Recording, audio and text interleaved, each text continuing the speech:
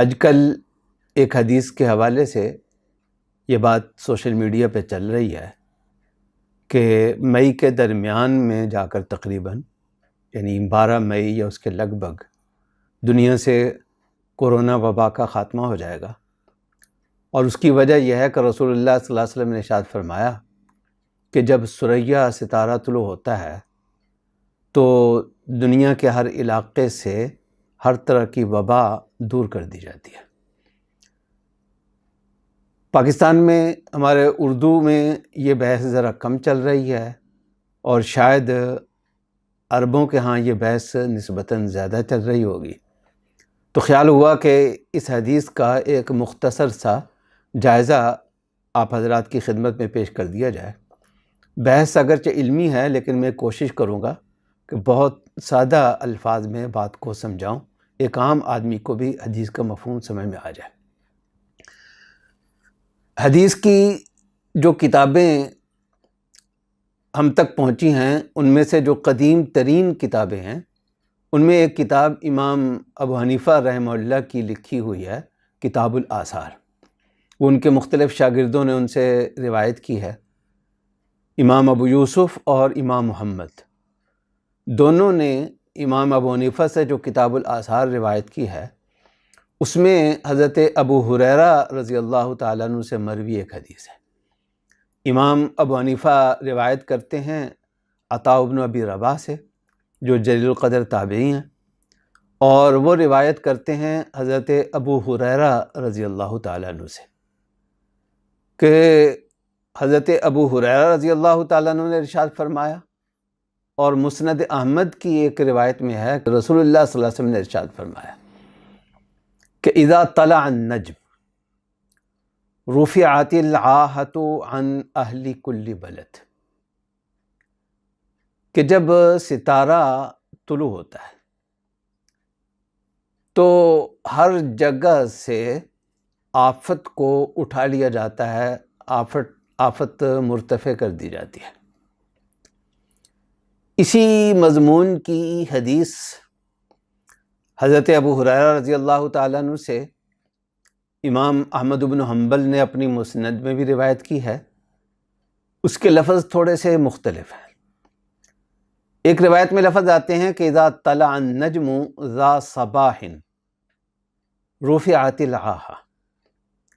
کہ جب صبح کے وقت ستارہ طلوع ہوتا ہے تو آفت ختم ہو جاتی ہے۔ ایک اور روایت ہے مسند احمد ہی کی، اس میں یہ لفظ ہیں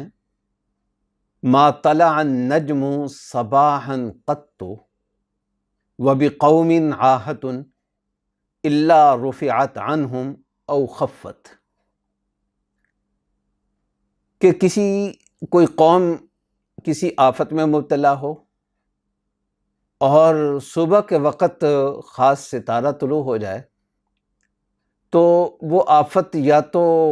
ختم ہو جاتی ہے یا اس میں کمی واقع ہو جاتی ہے۔ ان تمام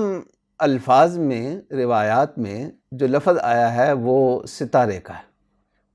اس بات پر اتفاق ہے کہ یہاں ستارے سے مراد ثریا ستارہ ہے۔ عربوں کے ہاں جب النجم کا لفظ بولا جاتا تھا تو زیادہ تر یہی ستارہ مراد لیا جاتا تھا۔ تو اس روایت کی اور یہ اندازہ لگایا گیا ہے کہ یہ ستارہ طلوع ہوتا ہے مئی کے مہینے میں، اس لیے مئی کے درمیانے عشرے کے اندر یہ آفت ختم ہو جائے گی۔ کیا اس حدیث کا یہی مفہوم ہے یا اس سے ذرا مختلف مفہوم ہے؟ بعض حضرات کی یہ رائے ہے، خاص طور پر بعض معاصر علماء کی، کہ حدیث میں جو لفظ استعمال کیے گئے ہیں وہ ہر موقع، ہر وقت، ہر آفت، ہر بلا اور ہر وبا کے لیے ہے۔ لہذا رسول اللہ صلی اللہ علیہ وسلم فرمانا یہ چاہتے ہیں کہ مئی کے مہینے میں یا ستارہ صبح کے وقت طلوع ہونے کا جب وقت ہوتا ہے تو ہر آفت ختم ہو جائے گی۔ یہ گویا ایک قسم کی خوشخبری ہے۔ نیک فال لینے میں کوئی حرج کی بات نہیں ہے۔ نیک فال کے طور پر ہم اللہ کی رحمت سے اچھی امید رکھیں، اس میں بھی کوئی حرج کی بات نہیں ہے، لیکن حدیث کا درست مفہوم سمجھنا یہ بھی بہت اہم ہے۔ اس کو تمام روایات کے اندر رکھ کر دیکھنا، اس کو صحیح سیاق و سباق میں دیکھنا، اس کی بھی اہمیت ہے۔ اس لیے خیال ہوا کہ حدیث کے جو دو ممکنہ مفہوم ہیں وہ آپ حضرات کی خدمت میں پیش کر دیے جائیں، اور آخر میں یہ بھی عرض کر دوں گا کہ میرا رجحان کس طرف ہے۔ امام محمد رحمہ اللہ کی کتاب الآثار آج سے تقریباً 32 سال پہلے میں پڑھاتا تھا، ہمارے درس نظامی میں اس وقت شامل نصاب تھی۔ اس وقت جو حدیث کی تشریح میں ذکر کیا کرتا تھا، پہلے وہ آپ کے سامنے میں پیش کروں گا، اور میرے اندازے کے مطابق شاید وہ تشریح زیادہ بہتر ہے، لیکن دوسری تشریح کو نظر انداز نہیں کیا جا سکتا۔ یہ میں اس لیے عرض کر رہا ہوں کہ یہ مفہوم جو میں ذکر کر رہا ہوں یہ موجودہ صورتحال کے تناظر میں نہیں ہے، بلکہ پہلے سے موجود ہے۔ اس حدیث کی تشریح پر سب سے قدیم محدث جنہوں نے ذرا تفصیل سے گفتگو کی ہے اور مختلف روایات کو مد نظر رکھ کر کوئی نتیجہ نکالنے کی کوشش کی ہے، وہ امام طحاوی رحمہ اللہ ہے۔ مصر کے بہت جلیل القدر محدث اور حنفی فقیہ ہیں، 3 اور 4 صدی ہجری کے بزرگ ہیں، 321 ہجری میں انتقال ہوا ہے۔ ان کی کتاب ہے شرح مشکل الآثار۔ اس میں انہوں نے جو گفتگو فرمائی ہے، پہلے میں اس کا خلاصہ آپ کے سامنے پیش کروں گا، پھر اس کی سپورٹ میں چند دیگر روایات عرض کروں گا، ان میں سے بیشتر خود امام طحاوی نے بھی پیش کی ہیں، اور پھر اس کا جو متبادل مفہوم ہو سکتا ہے، اگرچہ مجھے فی الحال اس پر اتنا زیادہ اطمینان نہیں ہے، لیکن بہرحال اس کو نظر انداز بھی نہیں کیا جا سکتا، اس کو ذکر کروں گا۔ امام طحاوی رحمہ اللہ کی بات کا خلاصہ یہ ہے کہ اس معاملے کا تعلق در حقیقت ایک اور مسئلے کے ساتھ ہے، اور وہ مسئلہ یہ ہے کہ رسول اللہ صلی اللہ علیہ وسلم نے یہ ہدایت فرمائی تھی کہ درختوں پر لگے ہوئے پھل کی اگر خرید و فروخت کرنی ہے تو اس وقت خرید و فروخت کرو جب اس بات کا اطمینان ہو جائے کہ اس پھل کی صحت اتنی بن چکی ہے، جس طرح ایک بچہ ہے بالکل نومولود ہوتا ہے، بیماریوں سے متاثر ہونے کے زیادہ امکانات ہوتے ہیں، جب وہ ذرا بڑا ہو جاتا ہے، جب وہ جوان ہو جاتا ہے انسان، تو اس کے بیماریوں سے متاثر ہونے کے امکانات کم ہو جاتے ہیں۔ اسی طرح پھلوں پر ایک وقت ایسا آتا تھا جب بیماریوں سے متاثر ہونے یا قدرتی آفات، آندیاں، بارش وغیرہ، ان سے متاثر ہونے کے، ضائع ہونے کے امکانات کم ہو جاتے تھے۔ تو رسول اللہ صلی اللہ علیہ وسلم نے فرمایا کہ درخت پر لگے ہوئے پھلوں کی اگر خرید و فروخت کرنی ہے تو اس وقت کرو جب کہ یہ اطمینان ہو جائے کہ اب کسی بیماری یا کسی قدرتی آفت سے ان کے ضائع ہونے کا کوئی امکان باقی نہیں رہا۔ اس کی وجہ یہ ہے کہ شریعت کا ایک اصول ہے کہ انسان کو کمٹمنٹ وہ کرنی چاہیے، معاملہ وہ کرنا چاہیے جس کو اس کے منطقی انجام تک بھی آدمی پہنچا سکے، جس کے بارے میں شک و شبہ ہو کہ پتہ نہیں بات اپنے انجام تک پہنچے گی، پتہ نہیں میں اپنے کمٹمنٹ کو پورا کر سکوں گا یا نہیں پورا کر سکوں گا۔ اس میں چونکہ بعد میں تنازعات کھڑے ہونے کا امکان ہوتا ہے، اس لیے شریعت کا مزاج یہ کہتا ہے کہ ابتدا ہی سے اس طرح کا معاملہ کیا ہی نہ جائے۔ تو امام طحاوی رحمہ اللہ فرماتے ہیں کہ اس حدیث کا اصل مقصود اس کو جو درختوں کے جو محفوظ ہونے کا وقت ہے، ضائع ہونے سے محفوظ ہونے کا وقت ہے، اس کو عربی میں کہتے ہیں بدو صلاح، حتیٰ یبدو صلاحها، یہ حدیث کے لفظ ہے۔ تو بدو صلاح کا وقت کب آئے گا؟ تو اصل میں عربوں کے ہاں وہ زیادہ مہینے، فلاں مہینہ، خاص طور پر شمسی مہینے، یہ اتنے زیادہ متعارف نہیں تھے۔ اس کی بجائے ستاروں کا طلوع و غروب، ان چیزوں کو وہ زیادہ سمجھتے تھے، اور یہ ہم نے اپنے بچپن میں دیکھا، ہماری ایک تائی صاحبہ تھی، وہ رات کو جب اٹھتی تھیں اور انہوں نے فیصلہ کرنا ہوتا تھا کہ کیا وقت ہوا ہے، کیا اٹھ کر جو ہے وہ دہی دودھ بلونے کا وقت ہو گیا ہے، نہیں ہوا، تو ہمیں یاد ہے بچپن میں ہم دیکھا کرتے تھے کہ وہ رات کو اگر اٹھتی تھیں تو گھڑی نہیں دیکھا کرتی تھیں، اوپر آسمان کی طرف دیکھا کرتی تھیں، اور آسمان دیکھ کر ان کو پتہ چل جاتا تھا کہ رات کے کتنے پہر گزر چکے ہیں اور کتنے پہر باقی ہیں۔ عربوں کے ہاں یہ بہت عام سی چیز تھی کہ فلاں ستارہ فلاں جگہ پر ہوگا تو یہ کام کرنا ہے، فلاں ستارہ فلاں جگہ پر ہوگا تو یہ کام کرنا ہے۔ چنانچہ امام ابو داؤد رحمہ اللہ نے یہ بات نقل کی ہے کہ شریعت نے زکوٰۃ کے مسائل میں اونٹوں کی عمروں کا حساب کیا ہے، قربانی کے مسائل میں بھی کیا ہے۔ تو 1 سال کا اونٹ 2 سال کا کب شمار ہوگا، 2 سال کا اونٹ 3 سال کا کب شمار ہوگا، اس سلسلے میں امام ابو داؤد رحمہ اللہ ماہرین لغت سے یہ نقل کرتے ہیں، عربی زبان کے ماہرین سے، کہ ہر بچے کی پیدائش چونکہ الگ الگ ہوتی ہے، ہم عمومی موسم کا اعتبار کریں گے۔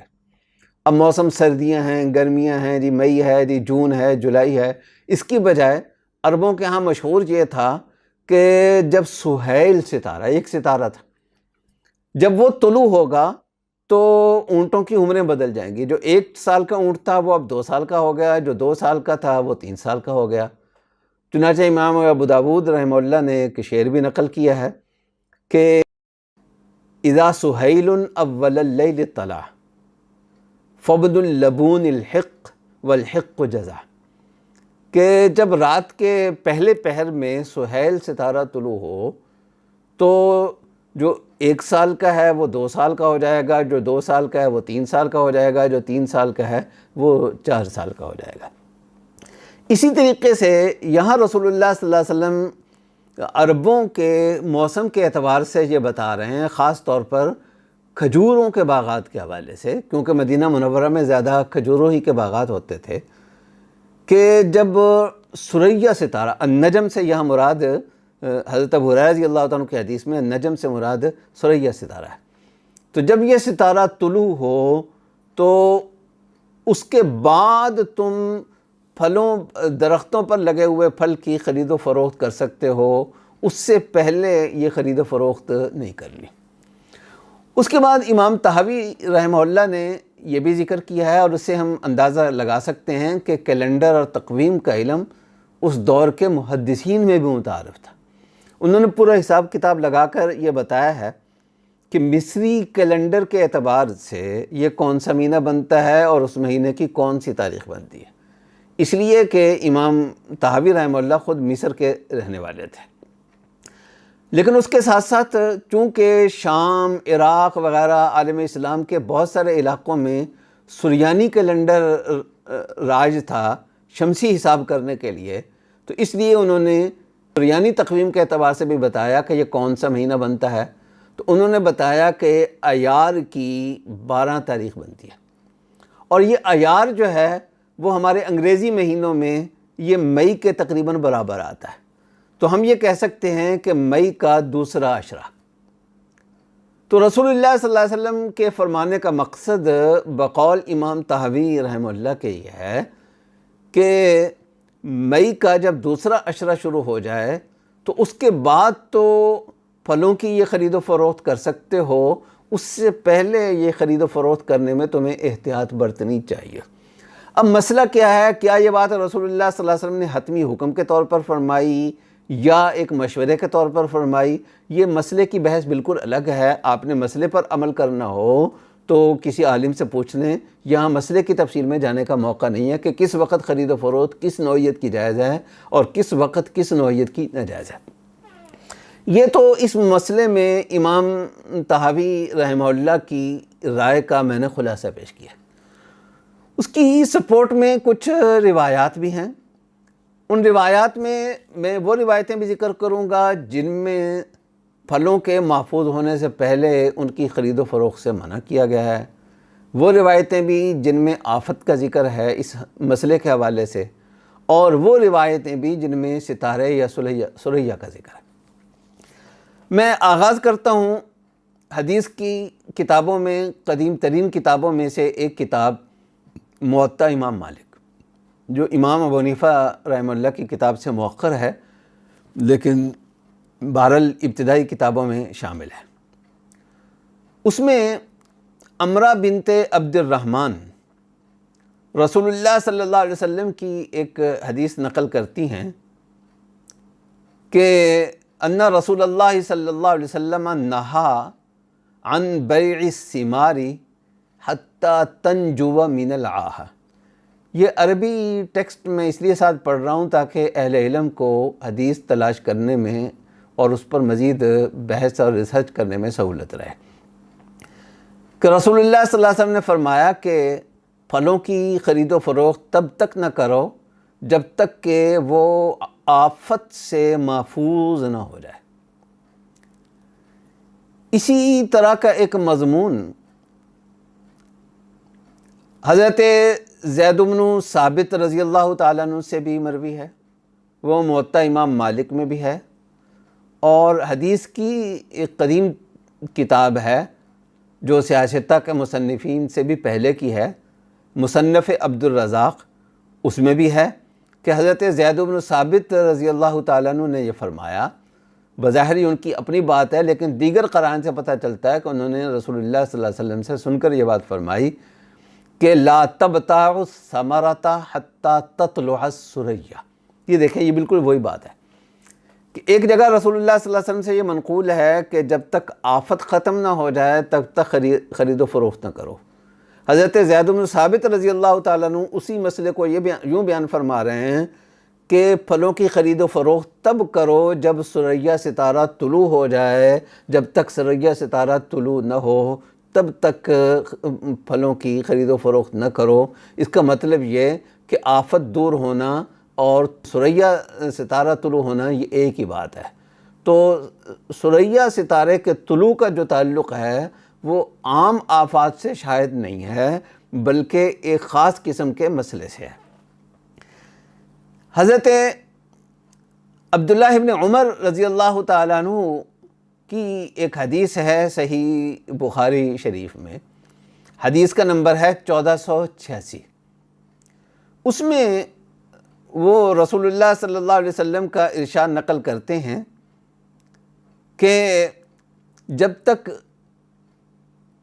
پھلوں کا درست ہونا واضح نہ ہو جائے، حتی یبدو صلاحها، جب تک پھلوں کا درست ہونا واضح نہ ہو جائے تب تک تم خرید و فروخت نہ کرو۔ تو جب رسول اللہ صلی اللہ علیہ وسلم سے پوچھا جاتا یا حضرت ابن عمر سے پوچھا جاتا کہ پھلوں کا درست ہونا کیا ہے، تو آپ نے فرمایا حتی تذهب عاہتہ، یہاں تک کہ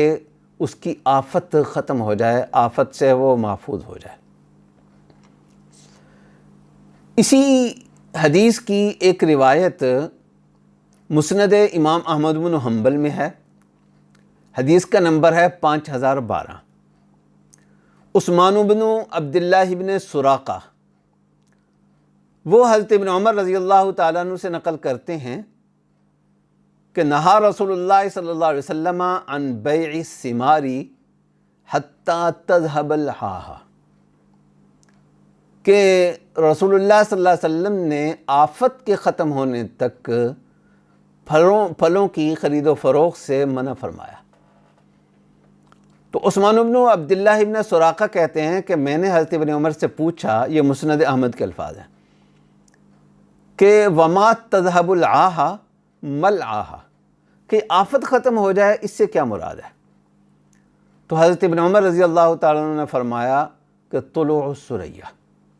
تو یہاں بھی حضرت ابن عمر رضی اللہ تعالیٰ عنہ ثریہ ستارے کے طلوع ہونے کو، یعنی مئی کا جو دوسرا عشرہ ہے،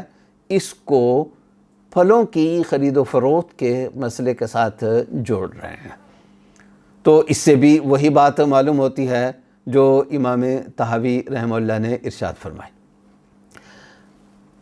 اچھا، یہ روایت ہے حضرت ابن عمر رضی اللہ تعالیٰ عنہ کی جو میں نے آپ کے سامنے ذکر کی، کہ انہوں نے ثریہ ستارہ طلوع ہونے کو جوڑا ہے پھلوں کی خرید و فروخت سے۔ لیکن حضرت عبداللہ ابن عمر رضی اللہ تعالیٰ عنہ کے ایک صاحبزادے ہیں، سالم ابن عبداللہ بہت بڑے فقیہ اور محدث ہیں، مدینہ منورہ کے بڑے 7 فقہاء میں ان کا شمار ہوتا تھا۔ ان کے سامنے حضرت زید بن ثابت رضی اللہ تعالیٰ عنہ کی روایت جو میں نے ابھی نقل کی مصنف عبد الرزاق کے حوالے سے، وہ ذکر کی امام زہری نے کہ زید بن ثابت رضی اللہ تعالیٰ عنہ کا یہ ارشاد منقول ہے کہ جب تک ثریا ستارہ طلوع نہیں ہوتا تب تک پھلوں کی خرید و فروخت یعنی کھجوروں کی خرید و فروخت نہ کرو۔ تو زہری کہتے ہیں کہ اس کے جواب میں سالم نے یعنی حضرت عبداللہ ابن عمر رضی اللہ تعالیٰ عنہ کے صاحبزادہ نے فرمایا کہ ان العاہۃ لتکون بعد ذالک، کہ پھلوں کے ضائع ہونے کا، کسی آفت سے متاثر ہونے کا امکان اس کے بعد بھی باقی رہتا ہے۔ اس سے ایک حدیث کی تشریح میں ایک دوسرا پہلو بھی ہمارے سامنے آیا کہ چاہے وہ پھلوں والی بات ہو، چاہے ہم کسی اور تناظر میں حدیث کو لیں، لیکن یہاں آفت کے ختم ہونے کی جو بات ہو رہی ہے وہ ایک جنرل بات ہے، عمومی بات ہے، یہ ایک کلی قاعدہ نہیں ہے، یعنی ہمیشہ ایسا ہونا ضروری نہیں ہے، زیادہ چانسز ہیں کہ ایسا ہوگا، لیکن اس کے برعکس ہونا بھی ممکن ہے۔ حدیث کی تشریح میں ایک دوسرا پہلو ہے جو حضرت ابن عمر رضی اللہ تعالیٰ عنہ کے صاحبزادے یہاں ایڈ کر رہے ہیں۔ تو اب تک تو میں نے امام طحاوی رحمہ اللہ کی تشریح آپ کے سامنے ذکر کی، تاحال میرا رجحان اسی کی طرف ہے زیادہ، لیکن بہرحال ایک دوسرا امکان بھی ہے، وہ یہ ہے کہ جو روایت ہے حضرت ابو ہریرہ رضی اللہ تعالیٰ عنہ کی، جس کا ہم نے شروع میں ذکر کیا اور جو آج کل گردش کر رہی ہے، اس میں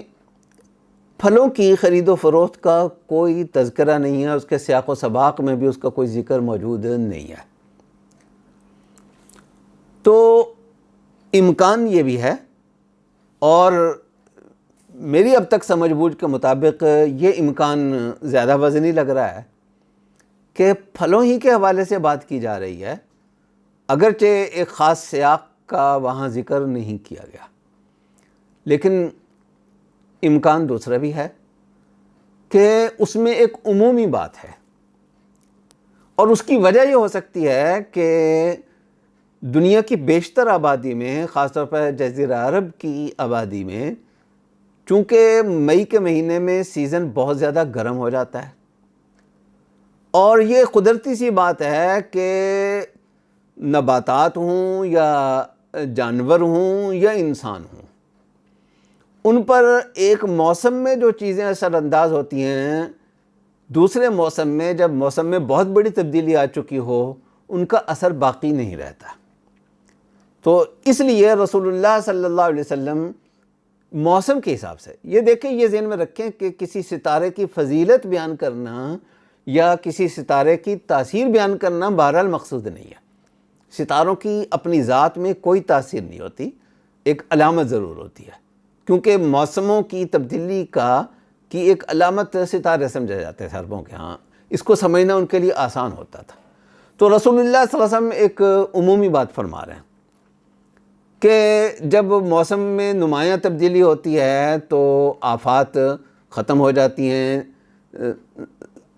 نباتات کی بیماریاں بھی ختم ہو جاتی ہیں، حیوانات کی بیماریاں بھی ختم ہو جاتی ہیں، انسانوں کی بیماریاں بھی ختم ہو جاتی ہیں۔ کہا جا سکتا ہے کہ اصل حدیث ابو ہریرہ رضی اللہ تعالیٰ عنہ جو ہے وہ تو بالکل جنرل ہے، اس کا خاص باغات سے یا خاص پھلوں سے یا کھجوروں سے تعلق نہیں ہے۔ البتہ جو عمومی ضابطہ تھا جب کھجوروں کا مسئلہ بیان کیا گیا یا ان علاقوں میں پائے جانے والے پھلوں کا مسئلہ بیان کیا گیا تو ان کو بھی اس عام قاعدے کے ساتھ جوڑ دیا گیا۔ یہ بھی ایک امکان موجود ہے، جس کو ہمارے علماء کی زبان میں کہتے ہیں کالمطلق یجری علی اطلاقہ والمقید علی تقییدہ، یہ ایک امکان بھی موجود ہے، تو اس کو بھی مد نظر رکھا جا سکتا ہے۔ لیکن چونکہ دونوں پہلو موجود ہیں اس لیے ہمیں انتظار کرنا چاہیے۔ اچھا، یہ بھی بعض حضرات کہہ رہے ہیں کہ تاریخ یہ بتاتی ہے، اب میں نے یہ بات ذاتی طور پر نہیں دیکھی، اس کی تحقیق نہیں کی، اس کو مزید دیکھا جا سکتا ہے کہ جب مئی کا مہینہ آتا ہے تو تاریخ یہ بتاتی ہے کہ وباؤں میں واضح تبدیلی آتی ہے، اور یہ ممکن بھی ہے، اور یہ ایک نقطہ نظر موجود ہے، اگرچہ سائنٹیفکلی اس کو ثابت نہیں کیا جا سکا، لیکن کہنے والے کہہ رہے ہیں کہ درجہ حرارت میں شدت آنے سے شاید اس وبا کا خاتمہ ہو جائے۔ لیکن یہ ساری باتیں امکانات کی حد تک ہیں۔ رسول اللہ صلی اللہ علیہ وسلم کی طرف حتمی طور پر کوئی بات منسوب کرنے میں کوئی احتیاط کرنی چاہیے۔ جو میں نے امام طحاوی کے حوالے سے جو بات ذکر کی، میرا زیادہ رجحان فی الحال اس کی طرف ہو رہا ہے، وہ بھی ایک حدیث کی ممکنہ تشریح ہے، اور یہ جو دوسرا پہلو ہے یہ بھی حدیث کی ایک ممکنہ تشریح ہے۔ جو حدیث کو میں نے سمجھا یا آپ نے سمجھا، اس کو حتمی طور پر رسول اللہ صلی اللہ علیہ وسلم کی طرف منسوب کر کے چلا دینا کہ بھئی مئی کے دوسرے ہفتے میں یا مئی کے دوسرے عشرے میں وبا ختم ہو جائے گی اور اس میں نمایاں کمی آ جائے گی، یہ ذرا احتیاط کے خلاف ہے۔ ہمیں تھوڑا سا انتظار کر لینا چاہیے، حتمیت کے ساتھ اس بات کو نہیں پھیلانا چاہیے، اس لیے کہ اگر خدا نخواستہ یہ وبا کم نہ ہوئی یا ختم نہ ہوئی تو عام آدمی جو اتنی تفصیل نہیں جانتا وہ یہ سمجھے گا کہ شاید رسول اللہ صلی اللہ علیہ وسلم کی حدیث مبارک غلط ہو گئی، حالانکہ حدیث کے بارے میں امام طحاوی جیسے محدث جو ہیں وہ آج سے صدیوں پہلے ایک متبادل تشریح بھی کر چکے ہیں۔ اچھا، یہاں اہل علم کے فائدے کے لیے ایک بات کا اضافہ مناسب معلوم ہوتا ہے، وہ یہ ہے کہ امام ابو حنیفہ رحمہ اللہ کی کتاب الآثار میں لفظ اور ہیں اس حدیث کے، حضرت ابو ہریرہ رضی اللہ تعالیٰ عنہ کے حدیث کے، اور مسند احمد اور دیگر کتابوں میں مثلا مسند بزار وغیرہ میں اس سے مختلف لفظ ہیں۔ مسند احمد کے جو الفاظ ہیں وہ زیادہ عمومی نوعیت کے ہیں کہ جس قوم پر بھی کوئی آفت ہوتی ہے وہ اس سے ختم ہو جاتی ہے۔ اس طرح کے لفظ امام ابو حنیفہ رحمہ اللہ کی روایت میں موجود نہیں ہے۔ تو اس بات کی طرف توجہ دلانا مناسب معلوم ہوتا ہے کہ عطاء بن ابی رباح رحمہ اللہ سے اس حدیث کو مجموعی طور پر دو حضرات روایت کر رہے ہیں، ایک امام ابو حنیفہ رحمہ اللہ اور دوسرے حسن بن سفیان۔ حسن بن سفیان محدثین کی نظر میں ذرا کمزور راوی ہیں، ان کا حدیث میں مقام اتنا بلند نہیں ہے، جبکہ امام ابو حنیفہ رحمہ اللہ ایک تو جلیل القدر محدث اور جلیل القدر فقیہ اور امت کے بڑے ائمہ میں سے ایک بڑے امام ہیں، دوسرے خاص طور پر عطاء بن ابی رباح سے انہوں نے جب وہ مکہ مکرمہ میں تھے بہت زیادہ استفادہ کیا ہے اور ان کے بہت زیادہ معتقد تھے۔ امام ابو حنیفہ رحمہ اللہ کا یہ ارشاد منقول ہے کہ میں نے عطاء بن ابی رباح سے بڑھ کر کسی شخص کو نہیں دیکھا، ان سے افضل کوئی آدمی میں نے نہیں دیکھا۔ تو اس لیے